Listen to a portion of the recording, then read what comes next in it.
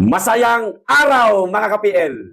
Itong pag-uusapan po natin ngayon mga kababayan, konektado po ito sa itinawag po sa akin kagabi.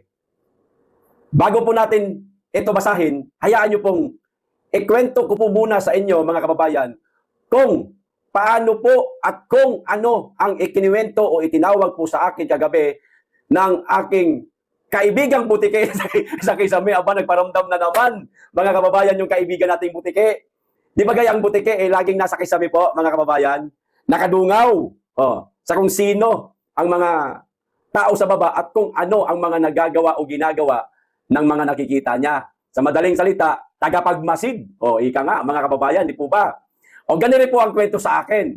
Pagkakatawag niya sa akin, kagabi, mga alas 11 o hanggang alas 12:30 yata kami nag-usap. Medyo matagal-tagal kasi marami siyang kiniwento, mga kababayan. Una niyang kiniwento. Sus, akala ko chismis lang eh. Nagulat po ako, mga kababayan. Pagkagising ko, nitong umaga lang, kuha kaagad ako ng telepono ko. Yung itinawag niya sa akin kagabi, mga kababayan, eto na ang magaganap sa administrasyon ni Marcos, mga kababayan. Dahil sa kababaan po ng kanyang mga ratings. Mapa-approval ratings man o trust ratings, bagsak. Kaya, ito ho ang naisipan nila. Pero bago ko po ito basahin, hayaan yung ikwento ko po muna sa inyo. Yung tawag sa akin kagabi ng kaibigan kong butiki. Kung tawagin ko mga kababayan para maitago po natin ang kanyang personalidad. Okay, ganito. Unang kwento niya po. Sabi niya sa akin, PL, may kikwento ako sa iyo. Sabi ko, chismis kaya ito o totoo ito? Di pinakinggan ko lang. Bilang respeto ba, mga kababayan, no? Kapag ka meron tayong kausap, pakikinggan natin at syempre, i-absorb ho natin yung mga sinasabi niya. Nga naman, kung sakasakaling magkatotoo, maaalala natin na, teka, ito yung sinabi sa akin nagkatotoo. So, lehitimo, magbigay ng informasyon yung tao na yon. At hindi lang isang beses na nangyari yan. Maraming beses po na ikiniwento niya sa akin, nangyayari. Yun nga lang, nakakalimutan kong sabihin sa inyo. Kaya ngayon, hindi ko hahayaan na palagpasin ko yung mga sinabi niya. Sasabihin ko po sa inyo lahat, mga kababayan. Una, magkakaroon di umano, mga kababayan, ng revamp o pagsasaayos sa gabinete ni Bongbong Marcos. Dahil sa kahihiyan, kung maituturing, mga kababayan. Dahil nga, sa napakababa po na kanyang trust ratings, performance ratings, o approval ratings man yan, iaayos niya di umano itong kanyang mga gabinete. Okay, una, magkakaroon daw, mga kababayan, ng revamp. Okay. Pangalawa, mayroon na namang magre-resign, mga kababayan. Wala siyang sinabi na saang ahensya magkakaroon ng mass resignation pati, mga kababayan. Ako po. Sa bagay, isa, dalawa, tatlo, maituturing na pong mass resignation yan. Di ho ba? Basta, mayroon na naman pong lalayas na mga gabinete sa administrasyon ni Bongbong Marcos, di umano, mga kababayan. Ayon po yan sa itinawag niya sa akin. Mga bagay na yan, antay-antayin po natin kung kailan yan mangyayari. Basta etong buwan o sa mga susunod na buwan, o sa madaling salita, para madali tayo, bago siya magsona. Ayan, medyo matagal-tagal pa ho, mga kababayan. Yun yung pangalawa, mayroon na namang magre-resign. Simula ngayon magbilang tayo, simula ngayon hanggang bago magsona, magkakaroon di umano ng mass resignation. Okay, at ang pangatlo, mga kababayan, ito, parang natawa ako na teka, chismis ba to o totoo? Pero posibleng mangyari ho, mga kababayan. Bakit? Ang pangatlo kasi sinabi niya sa akin, meron daw matetegi. Lilinawin ko Wala akong binanggit na pangalan kung sino ang matetegi.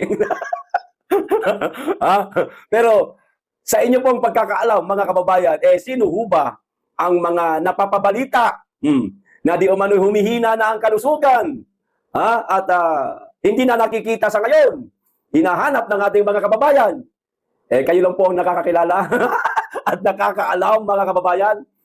Babasahin ko na lang sa comment section kung sino yung pangalan na yan na i-comment ninyo na ayon nga po sa tumawag sa akin, meron daw matetegi. Sa bagay, mga kababayan, meron ngang napakalakas, wala namang sakit, nagulat tayo, namatay si ganito, yung kapitbahay nating chismoso, yung chismosa, di ba? Yung pa kayang taong mahina na ang kalusugan, abay natural. No? merong malaking posibilidad na maaaring siya ay mategi. Pero lilinawin ko, wala akong binabanggit na pangalan, ha? At higit sa lahat, hindi ko ipinapanalangin sa kanya na mategi sila. Katulad ni Cara David na sinabi niyang, sana mamatay na lahat ng mga kurap. Ako, hindi bawal sa amin yun. Sa Islam, bawal yun. Kasi haram yan eh. Haram. Yan, mga kababayan. Okay? Hindi ko ipinapanalangin na mategi na siya, pero si Allah lang ang nakakaalam. Yang tatlo na yan, mga kababayan, ang itinawag po sa akin kagabi. Okay? Etong pag-uusapan po natin ngayon, tugma dito sa sa lahat, halos tugma talaga eh. Hindi ko masasabing sa isa o sa pangatlo lang, hindi eh. Tugma lahat talaga eh. Pero sa ngayon, etong una muna, mga kababayan, ang pag-uusapan natin. O, eto ho, ang sabi dito sa balita. Pasensya na, medyo humaba po yung intro natin. Kinakailangan po kasi nating simulan talaga, mga kababayan, para maunawaan po natin itong mga pag-uusapan natin ngayon. Okay? O, eto. Pangulong Marcos, umabot na umano sa sukdulan dahil sa mababang ratings. Di ba? Umabot na sa sukdulan. Kumbaga, natataranta na siya. No? Kumbaga, nagkaroon na siya ng pangamba sa kanyang napakababang ratings, mga kababayan. Kaya ngayon, gagawa na sila ng hakbang. Ayan, ano ha? Eto, hakbang na pangbangag po ito. Pangbangag. Bakit? O, malalaman nyo. Eto na. Naghahanda na umano sa isang malawakang cabinet revamp si Pangulong Ferdinand Bongbong Marcos Jr. dahil sa pagbagsak ng ratings nito, mga kababayan. Ano daw? Cabinet revamp, mga kababayan. Pagsasaayos. So, iaayos na yung kanyang mga gabinete. Yung mga gabineteng tamad, ha? Yung mga gabineteng nakikita niyang walang ginagawa, kundi pakuya-kuyakoy lang, walang trabaho, no? Ililipat niya ng pwesto. Hindi lang lilipat, baka meron matatanggal, may papalitan, maaaring ganon. Isa po ito sa itinawag sa akin kagabi. Nagulat po ako, pagising ko ng umaga lang, nagkatotoo na. Dahil sa pagbagsak ng ratings ni Bongbong Marcos, mga kababayan, na-alarma siya ngayon. Aba, teka, magre-revamp tayo. Ayusin natin ito. Kasi pababa ng pababa yung rating natin, nakakahiya na. O, ito pa. Ayon sa ulat ng politiko, siyam na ahensya ng gobyerno ang sinisilip ngayon ni Marcos bilang parte ng kanyang plano na ibalik ang tiwala ng taong bayan sa kanya. Tugma talaga, mga kababayan. Ang sinabi sa akin kagabi, siyam din po. Siyam. Dito, siyam din po, mga kababayan. Eto, aminado ako, mga kababayan. Hindi ko po ito gawa-gawa, ha? Yung sinasabing kagabi may tumawag sa akin. Hindi po, totoo, lihiti mo talaga. Talagang may tumawag sa akin, mga kababayan. Nariyan po si Dabawinyo PH, nakikinig po sa usapan namin. Bagay, wala namang problema kasi kadugtong na bituka namin yun ni Dabawinyo eh. Kahit ano marinig niya, hindi yan makakalabas kasi hindi man nagbablog yun. Puro lang yun live sa cover. Napulan ba? Okay, hayaan na natin yun. Yun ang saksi ko. Na totoo may tumawag talaga sa akin. Ito pa. Ayon sa ulat ng politiko, siyam na ahensya ng gobyerno ang sinisilip ngayon ni Marcos bilang parte ng kanyang plano na ibalik ang tiwala ng taong bayan sa kanya. Anak ng tutsa. Sige, magbibigay tayo ng kapirasong komento dito bago natin ituloy yung pagbabasa. Nagigigil na ako eh. Mr. President, anak ng tutsa naman, oo. Kaya ako nasabi kanina na pambangag na na aksyon, solusyon itong gagawin ho ninyo, Mr. President, kasi hindi po ito ang solusyon para manumbalik ang ganda ng inyong ratings. Hindi po ang revamp sa cabinet ang solusyon, Mr. President. Diyos ko naman, humiling ba ang publiko na Mr. President, baka gusto mong mapaganda ulit yung ratings mo, mag-cabinet revamp ka? Wala!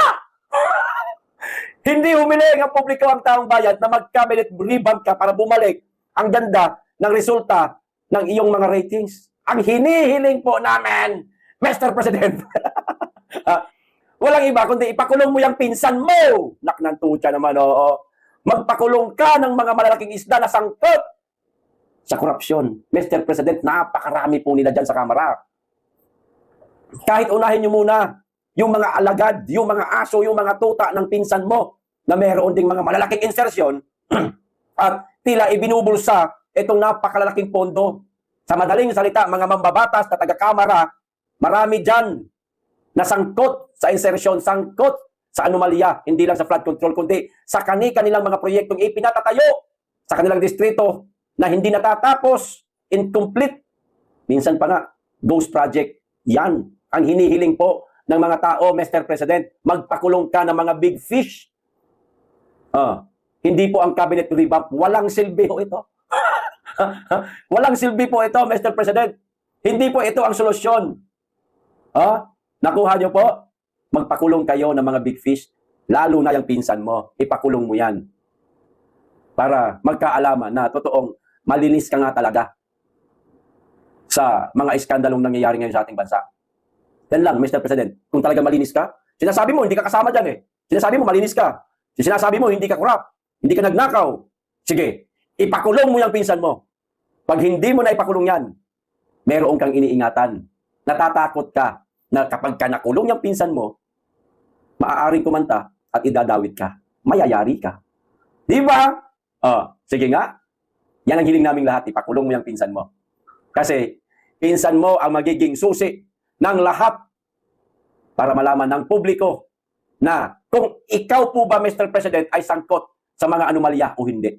Ganun kasimple. Pero pag hindi mo kayang gawin, matik na. Okay. Kasama rin sa mga umano'y nanganganib ang na mawala sa pwesto ay si Department of Health Secretary Ted Herbosa. Okay? The President has reached his limit.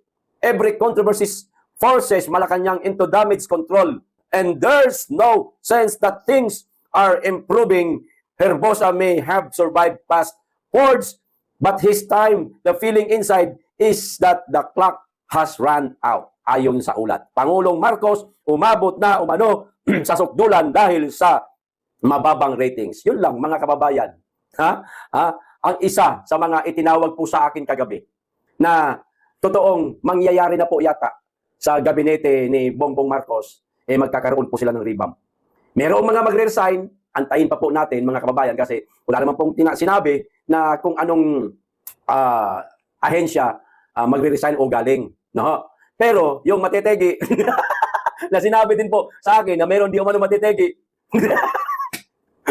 antayin na lang din po natin mga kababayan. Total, meron na lang di umanong dalawang hiblang buhay ang nakakapit. Nakakapit. Matitegi na. Sabi, matitegi na. Okay. So, ito pa. Ito, isa pang balita, mga kababayan. O, ito na. Ito na. Yung ipinapanalangin nyo, ha? Hindi ako. Inyo lang. Ito, tanong ito ng lahat, mga kababayan. Tanong lang naman. Hindi naman po nagpaparatang ang mga kababayan natin. Ano, ha? Tanong lang po ito. Basahin ko na. Boeing. Boeing ha, Boeing. Namamahinga? May question mark po. Kasi, namimiss na po ng ating mga kababayan si Ombudsman Boeing Rimulya. Hinahanap po nila. Hindi na po nila mahagilap sa mga mainstream media, sa kanyang programa, at sa kanyang mga interview. Wala na. Kaya tuloy, napatanong ang publiko, namahinga na nga kaya si Boeing? Di ba? Boeing namahinga? Ayun lang. Kalat ngayon sa social media ang mga balitang pumanaw na si Ombudsman Boeing Rimulya sa gitna ng matagal niyang hindi pagpapakita sa publiko, mga kababayan. Noong isang araw, balita, na-hospital lang itong mama. Ngayon, kalat na sa social media na pumanaw na. Grabe naman. Huwag niyo naman pong madaliin, hoy. Grabe naman kayo. Lahat po ng tao darating dyan, lalong-lalo na yung mga meron ng karamdaman at dumaan na sa mga bypass operation. Di ba? Darating at darating talaga dyan. Pero huwag niyo naman pong madaliin na pumanaw na si Boeing. Ako, ayaw ko pa talaga na mawala si Boeing sa paningin ko, mga kababayan. Huwag kayong ganun. Masama yun kay Allah na hihilingin natin sa kanya na sana matigil. Kasalanan niya. Naku po, magkakasala kayo dyan. Kayaan natin siyang gumawa para at least wala tayong magkakasala. Di po ba? Sabi kasi rito, kumakalat daw sa social media, pumanaw na daw si Boeing. Na-hospital lang nung isang araw, ngayon pinatay na. Grabe naman kayo. No. Namahinga na yata si Boeing, komento ng isang netizen na agad na pinasinungalingan ng kanyang pamilya. Ayun, pinasinungalingan naman po ng kanyang pamilya. Ay, hindi pa. Hindi. Nakaratay pa lang. Hindi pa pumanaw. Nakaratay pa lang. Ano ba? May ganun ba sinabi? Wala naman po. Basta kaya ang sinabi lang, pinasinungalingan lang na hindi naman po totoo na pumanaw na si Boeing. Kundi, nandyan lang sa gelid-gelid yan. Gelid-gelid. No? Hindi pa namamahinga. Kaya pinasinungalingan po ng kanyang pamilya. Huwag niyo madaliin. Hayaan niyo. Dating tayo dyan. Ito pa. Matatandaan na noong nakaraang taon, sumailalim si Remulla sa isang major heart operation na naging dahilan ng kanyang biglang pagpayat, mga kababayan. Boying Remulla, no show pa rin sa publiko, mga kababayan. Kaya tuloy na patanong ang ating mga kababayan na mahinga na nga ba ang Ombudsman Boying Remulla? Tanong lang naman, nagbabasa lang naman po ako, mga kababayan. Maliwanag na, ha? Na ang katanungan ng ating mga kababayan, parang tumutugma po doon sa kwento na naman sa aking kagabi, mga kababayan. Ay, nako, ayokong ulitin ang kinuwento ko kanina.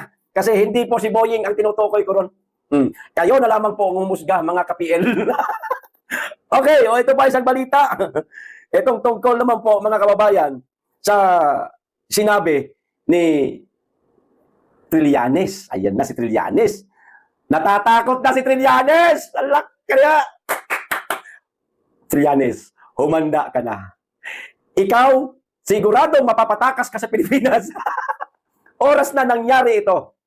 Sa'yo na rin mismo nanggaling eh. Sa kanya po mismo nanggaling, mga kababayan. Ito, pabasahin ko. Itong 2026, sabi po ito ni Trillanes make or break na to.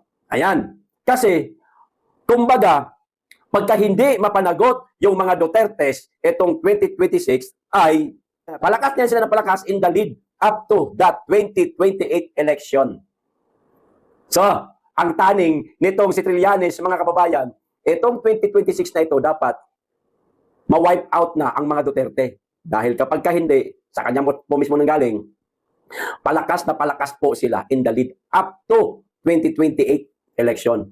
Ngayon, kapag nanalo ang mga Duterte, lahat, o kahit si Inday lang, sa 2028, si Trillanes, siguradong mag-a-abroad bigla yan. Lalayas yan. Sa napakarami niyang ginawa sa mga Duterte. Nako, Trillanes, isa lang ang masasabi ko sa iyo. Humanda ka lang talaga doon. Hindi mo kilala ang mga Duterte. Hindi ko naman sinasabing birdugo sila. Hindi ko sinasabing tarantado, gago, animal, hayop ang mga Duterte. Walang ganon. Pero, idadaan nilang lahat sa legal. Kaya, Trillanes, meron nga tayong tawag nito, salitang kanto ba, no? Na mata lang ang walang latay. Ikaw, kapag ka nanalo si Inday, Trillanes, kahit abdo mo, sabog. Pati latay mo pati mata mo mapupuno ng latay. Kaya eto, naninigurado na si Trillanes, mga kababayan, na dapat itong taong 2026 na ito, wipe out ang Duterte. Dahil kapag hindi daw po, palakas na palakas itong mga Duterte hanggang sa 2028 election at napakaraming maaaring mabalikan nito na mga gumawa po ng mga katiwalian sa ating bansa. Ito lang po ang tatandaan ninyo na sasabihin ko, mga kababayan. Akin lang to Walang mapapanagot na mga elected officials o mambabatas na sangkot sa flood control anomaly, mga kababayan. Wala. Etong administrasyong Marcos na ito, wala. Hindi ako umaasa. Maniwala ho kayo, hindi po ako umaasa. Yan po ang napag-isip-isip ko lang. Wala ho talaga. Pag si Inday Sara na, oo, ang naging presidente, yan, habulin lahat yung mga yan. Bakit? Yan to lang kasimple ho. Ipagpalagay natin, hindi si Martin Romualdez ang maipakulong ni Bongbong Marcos. Ibang mambabatas na sangkot din sa mga anomalya sa flood control o kahit mga hindi flood control na project, kahit mga infrastruktura, tulad itong si JJ Suarez na marami di umanong mga pinagawang mga establishmento pero nakabinbin lang, hindi pa ginagamit o yung iba baka incomplete, di tayo sigurado dyan. Halimbawa lang, isa sa mga tuta ni Martin Romualdez ang maipakulong ni Marcos, halimbawa lang. Sa palagay ho ninyo, hindi kakanta? Hindi ikakanta si Martin Romualdez? Hindi ikakanta si Bongbong Marcos? Anong ginawa ni Saldico? Di po ba? Kumanta. Hindi lang nila nategi si Saldico kasi lumayas muna bago nag-ingay.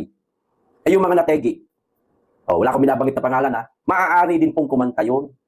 Kaya, ayun, hindi natin malaman kung sinadyang kitilin ng buhay o nagkitil ng buhay. Di po ba? Kayo na lamang po ang humusga. O, isa pang katanungan, totoo kaya na nagkitil ng buhay o kinitil, di kaya pinatakas na? Nasaan si Bunuan? Wala na.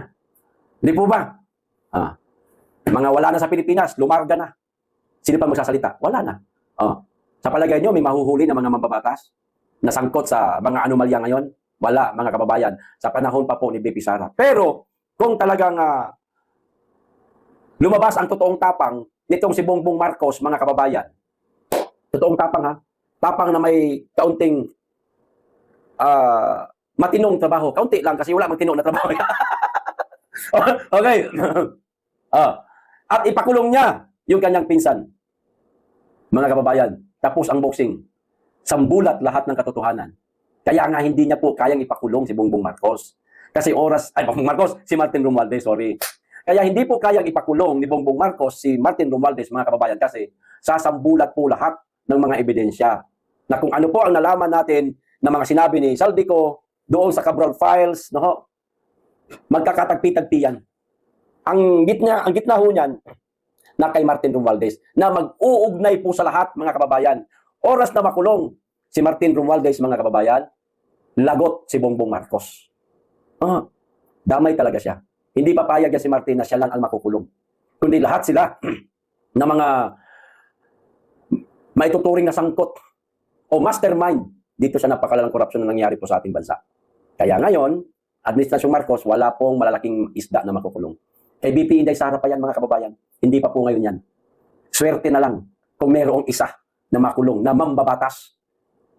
Pero ewan ko lang ho, sa mga senador na inaakusahan ho nila, kagaya nila Cheese, nila Bong Revilla, nila Villanueva, ewan ko lang sa mga yan, di ako sigurado. Pero dito po, sa panig po sa Congress, malabo.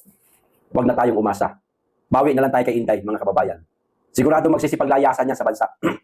At kailanman, wala nang oposisyon oposisyon ng mga Duterte ang makakaupo pa pag si Inday Sara na ang naging presidente. Tandaan niyo po yan, mga kababayan.